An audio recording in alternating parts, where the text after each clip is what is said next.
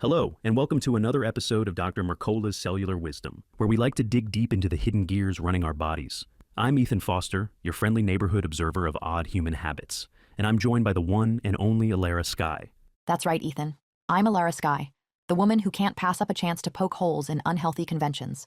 I'm here to talk about everything from T cells to triggers, and I fully intend to amuse myself and maybe you too in the process. Today's topic, smoking. Specifically, how it hampers your immune function. Now, some people say, so what if I smoke? I've got cough drops, I've got tissues, I'm fine. But apparently that's like bringing a plastic spoon to a sword fight. Indeed.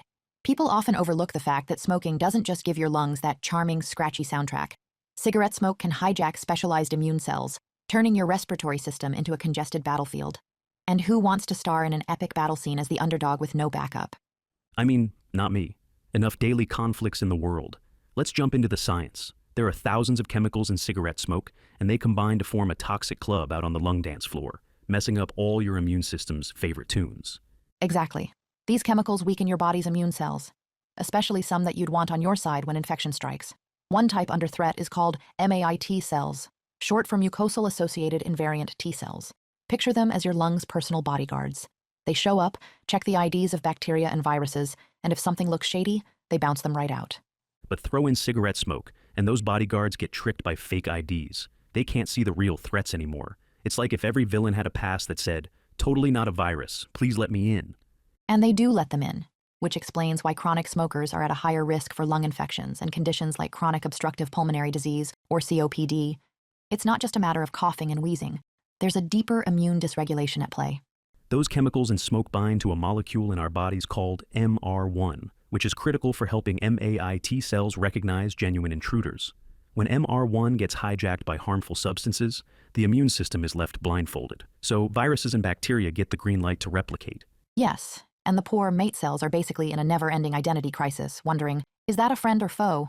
Oh wait, it's probably not so bad. Then the actual bad guys blow past them with giant neon signs reading, "Respiratory infection ahead." That's how the immune system can get worn down over time. It's a bit scary how much of this can happen at relatively low exposure levels, too. People think they have to smoke multiple packs a day to see major immune harm, but it turns out even a small dose can start jamming the lock and key system. The insult doesn't end when you stub out your cigarette either. Some toxic byproducts remain in your tissues for hours or days. That prolonged interference extends inflammation, keeps your immune cells in confusion mode, and the result is your lungs bearing the brunt of it all. And it can progress to serious respiratory issues. The immune system gets stuck in a hyper mode, overreacting in some ways and underreacting in others. It's like the world's most dysfunctional seesaw. Either you get hammered with inflammation, or your defense squad is nowhere to be found when trouble lands. The next part of the story is even more troubling: maternal smoking. If you think your own lungs are the only thing at risk, think again. When a pregnant woman smokes, it appears those same misfires affect her baby's immune system. Then, later down the line, that child might show more allergic reactions or develop asthma. Right? Because small developing lungs plus big smoke toxins equals a recipe for skewed immune programming. It's like giving the baby's T helper cells a script that constantly reads, "Overreact to everything, especially dust mites and pet dander." Precisely. Children whose mothers smoked often exhibit higher levels of immunoglobulin E, or IgE. That's the antibody that rallies the troops against allergens, whether it's pollen or something seemingly harmless. It's the difference between a mild sniffle in spring and a meltdown of epic histamine proportions. Is that how kids get stuck with not just respiratory issues, but also atopic dermatitis and allergic rhinitis? Because their immune cells are basically taught from the get-go to press the panic button. That's the gist. And the situation is even more dire if those same children continue to be exposed to secondhand smoke. The alveolar macrophages, the little Pac-Men of the lungs that gobble up debris, don't function as well. So it's a double whammy of sorts. The body reacts more intensely to allergens, and yet the cleanup crew is napping in the break room. That's not exactly the top-tier strategy for staying healthy. Let's talk about the lingering damage for people who have smoked for years. Even after quitting, some things bounce back to normal fairly quickly, but certain changes in immune function stick around. Yeah, it's like the body tries to hold a welcome back to health party once you quit smoking. But some immune system relics keep skulking in the background, messing up the vibe. There's inflammation that doesn't drop off immediately. Then there are epigenetic changes, basically your genes' on-off switches, that can remain stuck in the smoker position for quite a while. One of the studies found that while innate immunity, your first-line defense, could return to normal soon after quitting, adaptive immunity had a longer memory. Cytokines like I, L2, and IL-13 stayed elevated in people who used to smoke. It's as if the body goes, We haven't seen a cigarette in months, but let's stay mad just in case. That can mean more persistent inflammation or immune quirks. And let's be honest, the last thing you want is your immune system pulling an old grudge, because that can lead to an environment favoring malignant cell growth, cancer, and nobody's signing up for that. Chronic inflammation from repeated smoke exposure can lead to that dreaded environment where cells multiply incorrectly. If your immune system is overstretched, it can fail to notice those precancerous changes. And that's part of why quitting smoking is so crucial. It's not just about save your lungs, breathe easier, though that's important. It's also about letting your immune system recover its sense of purpose, so it doesn't keep dancing to the tune of thousands of sneaky chemicals. Let's delve into how to quit, because it's one thing to say, stop smoking. But people who've tried it know it's not exactly an instantaneous switch. The habit, the triggers, the physical craving for nicotine, it's a package deal. Absolutely. And first up is a big one, going beyond e-cigarettes. So many folks think, I'll just switch to vaping. Less harm, right? But you're still on the nicotine train. You're just trading one device for another. It might help some people transition, but it's not a magical fix. Plus, you never know what additional chemicals might be lurking in e-liquids. So, in an ideal scenario, the goal is to break away from nicotine altogether, not just shift to a new brand of shackles. Then there's finding a routine that keeps you moving. If you're used to having a cigarette as soon as you're bored or restless, guess what happens when you suddenly try to quit? The quiet moments become danger zones. That's where daily walks, light stretches, or a random dance break can help. Hand busy, mind busy, body busy. Fewer windows for cravings to sneak in. The next step involves mind-body techniques. Some folks find help through practices like the emotional freedom techniques, which blend tapping on specific acupressure points with focused affirmations. It's the sort of thing that sounds strange, but many people say it deflates those intense urges. And a few guided meditation or mindfulness apps can offer a quick mental escape route. Instead of lighting a cigarette, you do a 5-minute calm session. It's about rewiring your brain's response to stress or routine. Once you break that autopilot pattern, you stand a much better chance of staying off the smokes.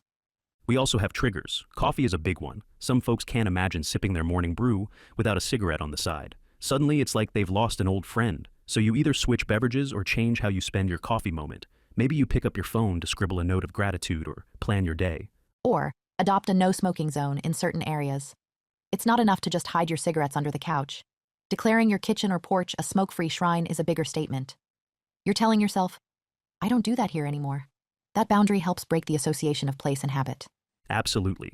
And while we're at it, removing all smoking accessories, ashtrays, lighters, fancy cigarette cases, can keep you from drifting back into the same old cues. The less you see, the easier it is to forget about the habit. The point of all these tips is to knock out the romance people have with smoking. It's a relationship that's gone toxic, literally. And once you end it, your body can begin to heal. In many ways, you'll breathe easier, sleep better, and hopefully not gift your immune system a daily avalanche of confusion. While your body does a decent job cleaning house once you quit, we can't understate the fact that some changes are persistent. But every day without smoking is a day closer to normal. Your innate immune response recharges, your risk of infections decreases, and your alveolar macrophages can get back to work in full gear. If you've been on the fence about quitting, remember you can fix some of that immune imbalance in a relatively short amount of time. And though the deeper immune memory might hold on to certain patterns longer, give it a year or two, and you'll see plenty of positives. It's worth the effort. I can't imagine it's easy though, especially if you're dealing with stressful life stuff. But that's where supportive tools come in, whether it's therapy, exercise buddies, or a different form of stress relief. It's all about forging healthier coping mechanisms, so you aren't reaching for a cigarette after every family squabble or work fiasco. Exactly. And once you quit, you're not just saving your own lungs, you're sparing the people around you from secondhand smoke's effects. No child or partner wants to pick up an asthma prescription just because you needed your fix. That's the truth. It's amazing how quickly families notice a difference in air quality once the smoking stops. Less coughing, fewer weird smells on the furniture, and hopefully fewer doctor's visits. And let's not forget the broader immune function we've been chatting about. If you're not flooding your body with toxins, you're less likely to have that chronic, simmering inflammation. That can make a world of difference if you're trying to prevent bigger health concerns down the road. These studies make it clear that cigarette smoke doesn't just damage the lungs on the surface. It alters T cells, messes up cytokine levels, and confuses critical pathways that fight infection. So, the next time someone says, "Oh, I can handle a chest cold," they should also consider that repeated disruptions in immune function aren't exactly a joke. It's like punching holes in your boat while you're floating in shark-infested waters. Shark-infested waters, or a waiting room in flu season, you choose.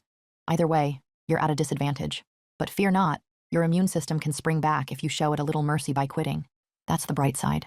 Our bodies are remarkably resilient when we stop beating them up. Couldn't agree more. Well, Alara, we've covered everything from maternal smoking sabotage to alveolar macrophages that are basically tired of being outnumbered. Any closing words? For me, it's that your immune system is a precious resource. It's like that best friend who's always got your back. Unless you consistently lie and cheat it, then it can't show up for you. Don't sabotage that friend with toxic smoke. You'll thank yourself when flu season rolls around and you're not the first person laid up in bed for a week. Absolutely. Well, folks, that's our deep dive into how smoking affects your immune system. We hope this has both entertained and informed you. Remember, your cellular health is in your hands, literally, because that's usually where the cigarette is. So let's keep those hands occupied with something better. Maybe a glass of water, a crossword puzzle, or a kale smoothie, if you're feeling fancy. Thanks for joining us for Dr. Mercola's Cellular Wisdom. We'll be back soon with more ways to keep your cells from staging a mutiny. Thanks for listening, everyone. Until next time, I'm Ethan Foster. And I'm Alara Sky, signing off and wishing you happy, healthy lungs and a robust immune system. Keep breathing clean air, folks.